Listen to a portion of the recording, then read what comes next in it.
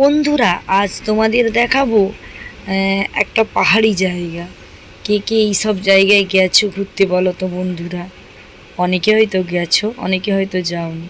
তাই আজ তোমাদের সঙ্গে একসঙ্গে আমিও দেখবো আর তোমাদেরকেও দেখাবো।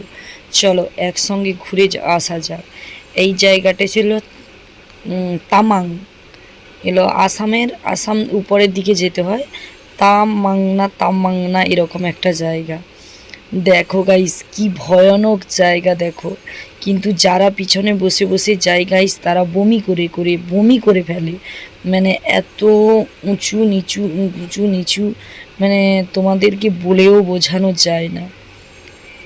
বলো তো গাইস, যদি তোমার কাছের মানুষটা, নিজের মানুষটা এইসব রিক্সের জায়গায় থেকে কাজকর্ম করে, তোমাদের কেমন লাগে বলো তো?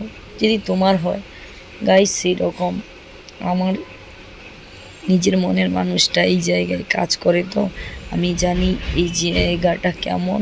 বা আমাকে যখন ভিডিও কলে এগুলো দেখায়, তখন আমি বুঝি যে এই জায়গাগুলো কেমন আর কত কষ্টের, কত রিক্সের। বিশেষ করে তা কত কষ্ট মেনে আমাদেরকে বাড়িতে থাকতে হয় নিশ্চিন্ত।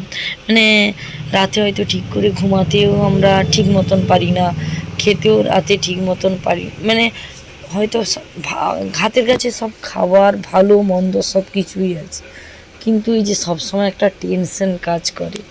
তোমাদের দাদাভাই এইসব পোস্টে কাজ করে গাইস। আর কি বলবো তোমাদেরকে, আমি এডিট করতে বসছি, আমার ভীষণ কষ্ট হচ্ছে এগুলো দেখে, যে কত কষ্ট করে, কত। দেখো এই যে রাস্তাগুলো, মানে দেখাই যায়নি গাইস। দেখো যাদের ফ্যামিলিতে, যাদের স্বামী, যাদের ছেলে, কাদের বাবা, কাদের মানে কি সন্তান, তারাই জানে এইসব কষ্ট কি, যন্ত্রণা কি এইসব মানুষকে। দেখো গাইস, এইখানে একটা নতুন গাড়ি লঞ্চ হচ্ছে, দেখো সবাই কি সুন্দর ওয়েলকাম জানাচ্ছে গাড়িটাকে।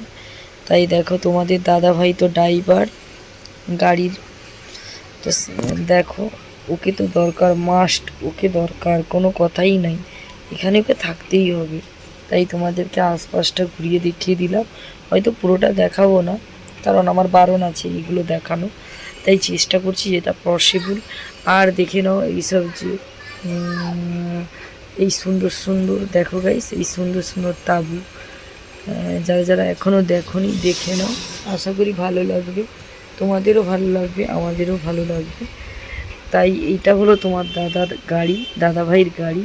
সবাই ভালো থেকো, ওকে আশীর্বাদ করো, ভালোভাবে গাড়ি চালাই যেন। ওকে বন্ধুরা।